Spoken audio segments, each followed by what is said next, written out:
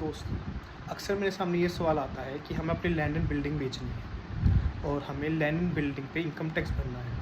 तो सबको ये तो पता होता है कि लैंड एंड बिल्डिंग पे इनकम टैक्स भरना है, तो हम कम से कम हमें स्टैम्प ड्यूटी वैल्यू पे सेल होती है, उसी पे इनकम टैक्स भरना होता है।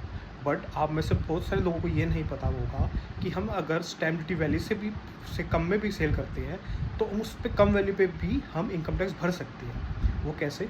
तो इनकम टैक्स एक्ट में एक स्पेसिफिक प्रावधान है कि अगर हम sale of land and building अगर स्टैम्प ड्यूटी की 90% वैल्यू पे भी करते हैं तो भी वो इनकम टैक्स में एक्सेप्टेबल है।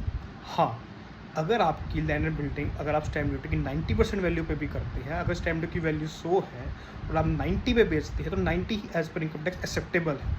ज़रूरी नहीं कि हर केस में आपको 100 यानी स्टैम्प ड्यूटी वैल्यू पर ही इनकम टैक्स भरना होता है।